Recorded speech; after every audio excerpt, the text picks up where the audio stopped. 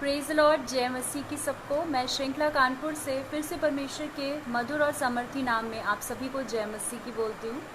मैं धन्यवाद देती हूँ उस परमेश्वर पिता का जिन्होंने आज का सुंदर दिन दिखाया, और मैं धन्यवाद देती हूँ अनुपम अंकल और शिवनम आंटी का कि उन्होंने मुझे फिर से मौका दिया अपने इस पेज आगरा मसीह मंडली पर लाइव आकर परमेश्वर के जलाली और सामर्थी वचन का प्रचार करने के लिए। वो अपना प्रतिफल किसी भी रीति से नहीं खोएंगे। तो आइए हम उस परम पिता परमेश्वर की स्तुति और आराधना करेंगे, और ये समय होगा कि हम अपने जीवन से उसकी स्तुति और आराधना करने वाले हो पाएंगे। तो आइए हम सबसे पहले परम पिता परमेश्वर से प्रार्थना करते हैं, क्योंकि एक प्रार्थना ही है जिसके माध्यम से हम उस परम पिता परमेश्वर को अपनी बातें पहुंचाते हैं। तो आइए हम प्रार्थना के माध्यम से पिता परमेश्वर को धन्यवाद दें। धन्यवाद धन्यवाद धन्यवाद परमेश्वर पिता, आज के सुंदर समय के लिए आपको धन्यवाद देते हैं परमेश्वर। प्रार्थना करते हैं परमेश्वर, हर एक व्यक्ति के साथ हुई परमेश्वर। प्रार्थना करते हैं जो बीमारियों के बिस्तरों में पड़े उन्हें छुइए, चंगाई दीजिए परमेश्वर।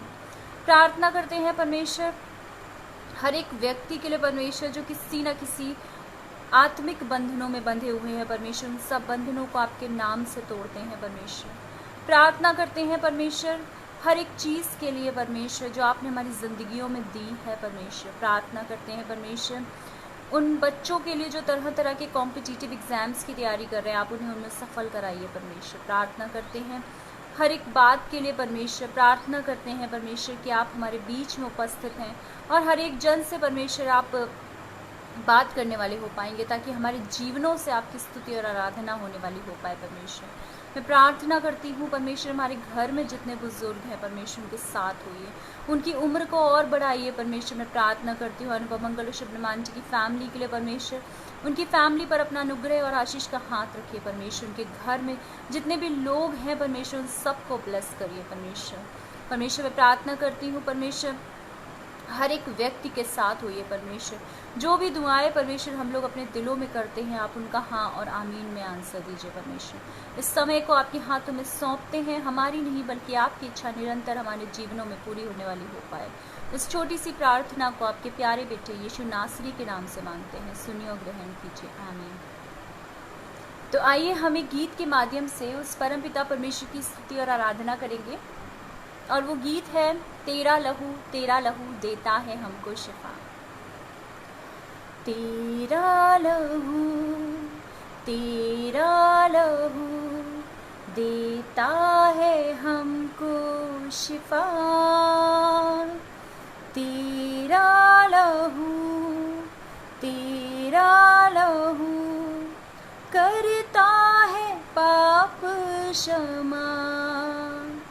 तेरा लहू देता ये गवाही, तुझ में ही तो है मिलती रिहाई। तेरा लहू देता ये गवाही, मुझ में ही तो है मिलती रिहाई। तेरा लहू सूखे हुए तन में फूके ये जान। तेरा लहू है सबसे महान। सूखे हुए तन में फूके ये जान। तेरा लहू है सबसे तेरा लहू है सबसे महान। जिंदा लहू मुर्दों में फूके है जान। तेरा लहू मुर्दों में फूके है जान। तेरा लहू देता ये गवाही, मुझ में ही तो है मिलती रिहाई। तेरा लहू देता ये गवाही, मुझ में ही तो है मिलती तेरा लहू, तेरा लहू, बहता लहू ये कहता है आज, ले लो मुझे और पालो शिफा। बहता लहू ये कहता है आज, ले लो मुझे और पालो शिफा। ले लो मुझे और पालो शिफा। बहता लहू, बहता लहू, मुर्दों में फूके है जान। तेरा लहू, तेरा लहू, मुर्दों में फूके है जान। तेरा लहू देता ये गवाही, मुझ में ही तो है मिलती रिहाई। तेरा लहू देता ये गवाही, मुझ में ही तो है मिलती रिहाई। तेरा लहू, तेरा लहू। सच में उसका लहू हमारे जीवन को रिहाई देता है, हमारे सारे पापों से हमें बचाता है। और उसका लहू ऐसा है जो मुर्दों में भी जान फूंक देता है। तो आइए हम वचन के लिए प्रार्थना करते हैं और उसके बाद हम आज के आत्मिक मन्ना को मिल बाँट करके खाएंगे। धन्यवाद धन्यवाद धन्यवाद परमेश्वर पिता, आज के सुंदर समय के लिए आपको धन्यवाद देते हैं परमेश्वर। प्रार्थना करते हैं आज का जो भी वचन है परमेश्वर, आप उस वचन के माध्यम से हर एक जन से बात करिए परमेश्वर। परमेश्वर आज का वचन आपके अनुसार होने वाला हो पाए, जो हर एक की हृदय रूपी भूमि पर होने वाला हो पाए और फलवंत हो परमेश्वर। इस छोटी सी प्रार्थना को आपके प्यारे बेटे यीशु नासरी के नाम से मांगते हैं, सुनिए और ग्रहण कीजिए, आमीन। आज का जो वचन है वो हमें मिलता है भजन संहिता उसका 1 अध्याय, और उसमें कुल 6 वर्सेस हैं। आज हम उसी पर ही मनन करेंगे। सबसे पहली चीज़ हम देखते हैं, बाइबल में हमने बहुत जगह देखा है कि हमें कॉन्ट्रास्ट में चीज़ें देखने को मिलती हैं, जैसे चौड़ा मार्ग, सकरा मार्ग। तो इसमें भी एक कॉन्ट्रास्ट हमें देखने को मिलता है, और वो है धर्मी मनुष्य जो कि विश्वासी है और दुष्ट मनुष्य जो कि विश्वास नहीं करता है। तो इसमें हमें कॉन्ट्रास्ट देखने को मिलता है। तो आज हम देखते हैं कि हम इस वचन के माध्यम से क्या सीखते हैं। अध्याय 1 पद संख्या 1, क्या ही धन्य है वह पुरुष जो दुष्टों की युक्ति पर नहीं चलता और ना पापियों के मार्ग में खड़ा होता है और ना ठट्टा करने वालों की मंडली में बैठता है, परंतु वह तो यहोवा की व्यवस्था से प्रसन्न रहता है और उसकी व्यवस्था पर रात दिन ध्यान करता रहता है। वह उस वृक्ष के समान है जो बहती नालियों के किनारे लगाया गया है और अपनी ऋतु में फलता है और जिसके पत्ते कभी नहीं मुरझाते, इसलिए जो कुछ वह पुरुष करे वह सफल होता है। यहाँ पर शुरू की 3 वर्सेस में धर्मी व्यक्ति के बारे में बताया गया है। ये बताया गया है कि वो जहाँ पर भी होता है वहाँ पर क्या होता है, परमेश्वर की ब्लेसिंग्स होती है। धर्मी मनुष्य के बारे में बताया गया है कि वो यहोवा की व्यवस्था से क्या होता है, प्रसन्न होता है। सबसे पहली वर्ष हम देखते हैं, क्या ही धन्य वह पुरुष जो दुष्टों की युक्ति पर नहीं चलता। दुष्टों की युक्ति पर चलना मतलब क्या है, बुराई के मार्ग पर चलना, अंधकार के मार्ग पर चलना, दूसरों को धोखा देना, झूठ बोलना, फरेब करना, काम चोरी करना, ईर्ष्या करना, जलन करना, किसी से बैर रखना, ये सब है दुष्टों के मार्ग। तो वो व्यक्ति जो इन सब मार्गों पर नहीं चलता है, बल्कि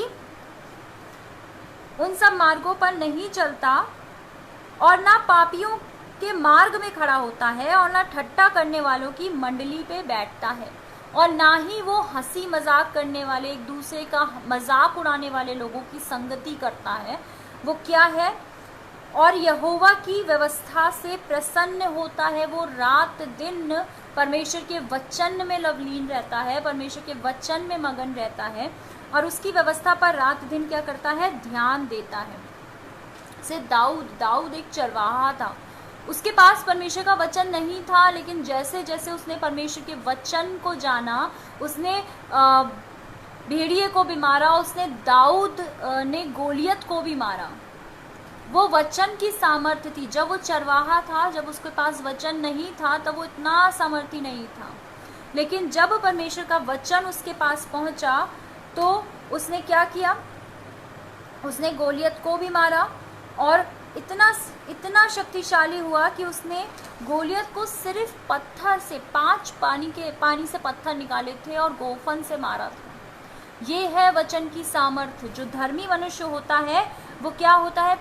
यहोवा की व्यवस्था से प्रसन्न होता है, उसकी व्यवस्था में दिन रात वो मग्न रहता है, लवलीन रहता है, उसकी व्यवस्था पर अपना समय को बिताता है। तो वो उस वृक्ष के समान होगा जो बहती नालियों के किनारे लगाया है और वो अपनी ऋतु में फलता है, उसके पत्ते कभी नहीं मुरझाते। यानी उसके जीवन में इतनी ब्लेसिंग्स होती हैं कि वो ब्लेसिंग्स कभी खत्म नहीं होती हैं। इसका एग्जाम्पल है सारपत की विधवा, कि जब उसने परमेश्वर के वचन के अनुसार जब उसने भोजन खिलाया और वो क्या कर रही थी? का समय था, सूखा पड़ रहा था और उसके पास थोड़ा सा मैदा था और एक कुप्पी में तेल था, और वो क्या करती है? वो उसको बना करके परमेश्वर के वचन के अनुसार अपने जीवन में उस कार्य को करती है, और जब तक वो अकाल खत्म नहीं हुआ तब तक उसकी कुप्पी से तेल खत्म नहीं हुआ, ना ही उसके बर्तन से मैदा खत्म हुआ। ये है परमेश्वर की ब्लेसिंग्स जो दिन प्रतिदिन बढ़ती हैं। अगर हम धर्मी व्यक्ति हैं, अगर हम विश्वासी व्यक्ति हैं, अगर हम परमेश्वर के वचन के अनुसार अपने जीवन को व्यतीत करते हैं, तो हम उस वृक्ष के समान हैं जिसमें फल हमेशा आते हैं, उसके पत्ते कभी नहीं मुरझाते हैं, और हम उस नाले के किनारे लगाए गए हैं जो हमेशा बहती रहती है, जिसकी वजह से हम हरे भरे रहते हैं। क्योंकि हमारे जीवन का स्रोत क्या है? परमेश्वर पिता है। हमारे जीवन का आधार क्या है? परमेश्वर पिता है। हम उस बुद्धिमान व्यक्ति के समान हैं जिसने अपना घर चट्टान पर बनाया था। उस मूर्ख के समान नहीं है जिसने अपना घर रेत पर बनाया था और बारिश आई, बाढ़ आई और उसका घर क्या हुआ? ढह गया। यानी उस मजबूती को पिता हमारे जीवन में देता है जो मजबूती पिता ने दाऊद को दी थी कि उसने गोलियत को मारा। बहुत बार हमारे जीवन में भी ऐसी परेशानियां होती हैं जो कि हमें बहुत बड़ी दिखती हैं, लेकिन हम अगर विश्वासी हैं, हम परमेश्वर के वचन में अपने जीवन को व्यतीत करते हैं, तो हम भी दाऊद की तरह अपने उस गोलियत रूपी परेशानी को क्या करते हैं? विजय प्राप्त करते हैं उसके ऊपर।